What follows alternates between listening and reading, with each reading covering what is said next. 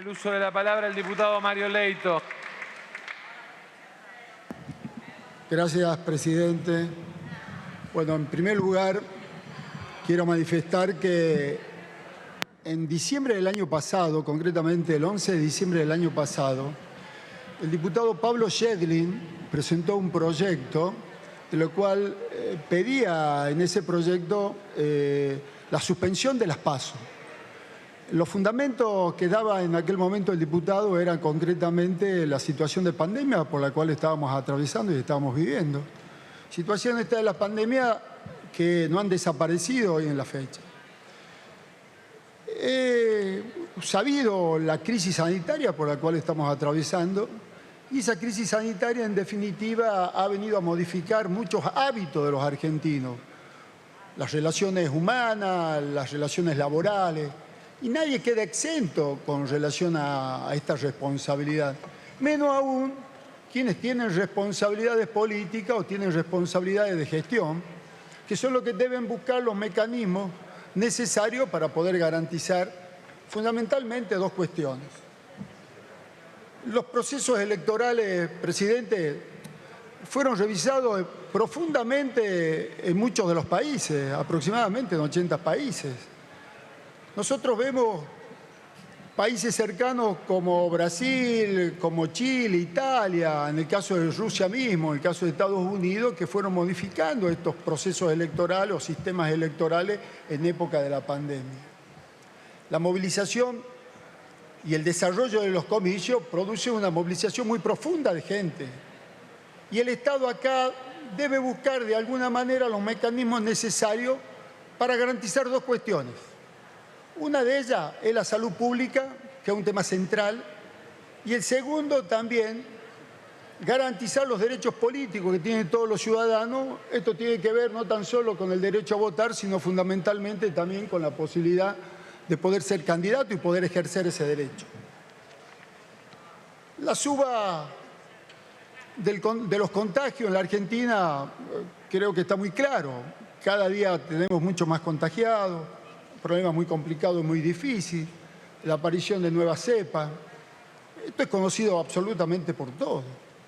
Y en esto, ahí viene el tema de qué es lo que hacemos en definitiva los argentinos con relación a este problema y a la obligación y la responsabilidad de tener que hacer una elección este año. Concretamente, la ley que hace mención a las PASO establece el segundo domingo de agosto para que se realicen las mismas. Y esto, obviamente que coincide en una época complicada, que estamos en un momento de invierno en la Argentina que se hace mucho más difícil en algunas regiones del país el poder circular, mucho menos el de poder afrontar un proceso electoral, que si bien es cierto, está puesto para esa fecha, pero todos conocemos que 45 días, 50 días antes de eso se producen grandes movilizaciones producto del proceso electoral que se va llevando a cabo. Es necesario en este caso, señor presidente, de modificar esa ley, de modificar esa norma, y es así que con el consenso de los partidos políticos se pudo llegar a un entendimiento, poder modificar la fecha de la misma, pasando para los meses de septiembre y de noviembre las elecciones de las PASO o las primarias y las elecciones generales respectivamente. Hay que tener en cuenta y valorar mucho lo que hizo el Gobierno Nacional, que pudo adquirir 11 millones de vacunas, de las cuales podemos considerar que 10 millones de argentinos en estos momentos se encuentran vacunados. Hay que valorar también el acuerdo que llevó adelante el Gobierno Nacional con el Instituto Gamaleya, con el cual nos da la posibilidad de poder producir vacuna en la Argentina, aproximadamente un número cercano a los 2 millones mensuales, con lo cual significaría que en el corto y mediano plazo podamos tener un número de vacunas suficiente para ser aplicada a los ciudadanos argentinos y que llegado el momento de las elecciones realmente se encuentren en otra situación. Por último, señor presidente, la Constitución Nacional en su artículo 77 lo marca claramente y le da facultades al Poder Ejecutivo de poder modificar los sistemas electorales. También lo dice que debe ser con la mayoría de los diputados de ambas cámaras.